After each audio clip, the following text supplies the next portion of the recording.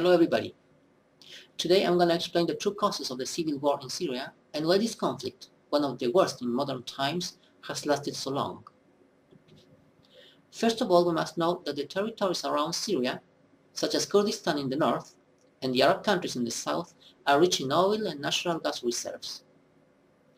In addition to this, Syria, bordering the Mediterranean Sea, occupies a strategic location in the Middle East, since it is the main contact point between eastern and western countries, for military or commercial purposes. These two facts can help us understand why these lands are so much appreciated. But let's get straight to the point into how this conflict started. In 2010, many protests over human rights took place in the Arab world.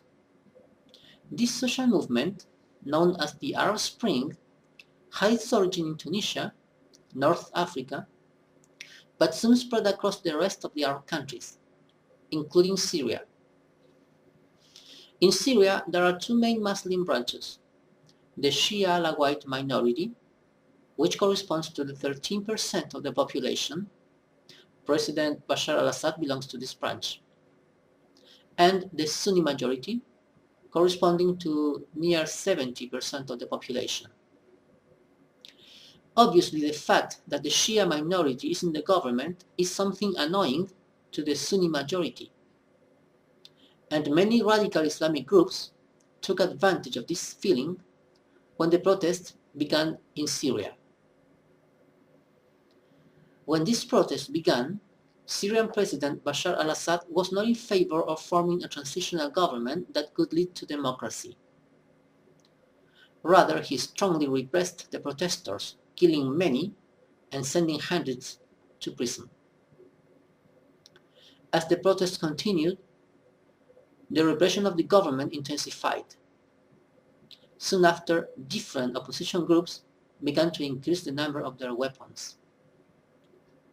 The moderate opposition was the first, but later, other jihadist and Islamic groups such as ISIS and Al-Nusra Front, taking advantage of the situation, got involved in the conflict. The Kurdish army fights too in the north of the country.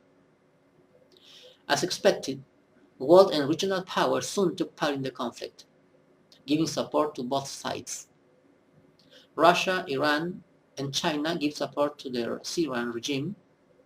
The United States, Great Britain, France, Turkey, and Saudi Arabia give support to the opposition.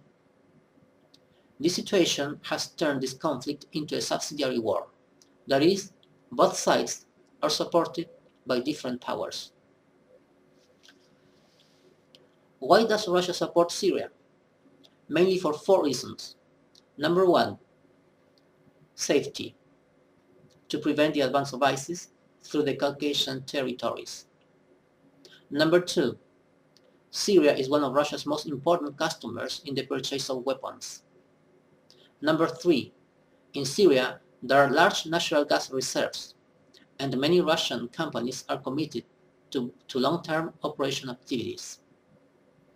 And number four, thanks to Syria, Russia has access to the Mediterranean Sea through the naval base in the port of Tartus. Now, what's the reason why the United States gives support to the moderate opposition and the Kurdish army? Because it thinks that President Bashar al-Assad is responsible for the worst atrocities. For example, in 2013, the United States accused Bashar al-Assad of using chemical weapons against civilians. And in 2002, former President George Bush included Iran and subsequently Syria among the countries that make up the axis of evil. And another reason is that the United States, as a world superpower, cannot weaken its presence in a strategic region as is the Middle East.